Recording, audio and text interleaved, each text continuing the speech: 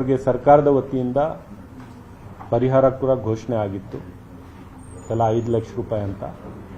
ಅದು ಕೂಡ ಇವತ್ತೇ ಬಿಡುಗಡೆ ಮಾಡ್ತೀವಿ ಅಂತ, ಮಾಡಬೇಕು ಅಂತ ಮುಖ್ಯಮಂತ್ರಿಗಳು ಹೇಳಿದರು.